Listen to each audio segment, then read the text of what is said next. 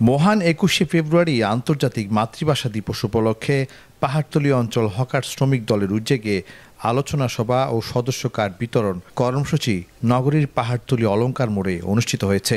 উক্ত আলোচনা সভায় পাহাড়তলী অঞ্চল হকার শ্রমিক দলের সভাপতি মনির হোসেনের সভাপতিত্বে ও সংগঠনের সহসভাপতি আফসার মিয়া সুজনের সঞ্চালনায় এতে প্রধান অতিথি ছিলেন পাহাড়তলী থানা বিএনপির সভাপতি বাবুল হক। প্রধান বক্তা ছিলেন নগর যুবদলের সাবেক সহসভাপতি দিদারুল ফেরদৌস দিদার। বিশেষ অতিথি ছিলেন ১২ নং ওয়ার্ড বিএনপি নেতা ফখরুল হাসান চৌধুরী রাজু। এছাড়া পাহাড়তলী অঞ্চল হকার শ্রমিক দলের প্রধান উপদেষ্টা ও ৯ নং ওয়ার্ড বিএনপি নেতা নাজিম উদ্দিন সোহেল সহ দলের অঙ্গ ও সহযোগী সংগঠনের বিভিন্ন স্তরের নেতৃবৃন্দ উপস্থিত ছিলেন। আলোচনা সভায় ১৯৫২ সালে ভাষা আন্দোলনে যারা জীবন দিয়েছেন তাদেরকে গভীর শ্রদ্ধার সাথে স্মরণ করেন। সে সাথে ভাষা আন্দোলনের তাৎপর্য জনসাধারণের মাঝে তুলে ধরেন। ১৯৫২ সাল থেকেই যে ভাষা আন্দোলনের জন্য লড়াই করেছিল সালাম, জব্বার, রফিক, বরকতরা, ওনাদের যে আত্মত্যাগে এই বাংলাদেশের শুরুটা ওইখান থেকে শুরু হয়।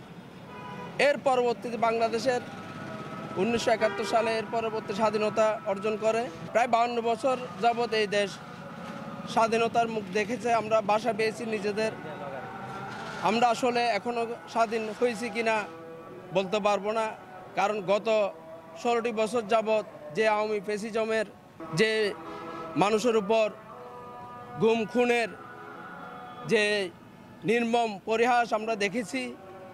বাংলাদেশ থেকে কিভাবে অর্থ লুণ্ঠনকারী, অর্থ পাচারকারী এই স্বৈরশাসক প্রশাসনের কে তাদের লাঠিয়াল হাতিয়ার বানিয়ে যেভাবে এই দেশকে শাসন করেছে, আমরা আগামীতে বাংলাদেশ বিনির্মাণের ক্ষেত্রে এই ধরনের কোনো সরকার, যে সরকারই আসুক, আমরা এই ধরনের স্বৈরশাসক আর চাই না।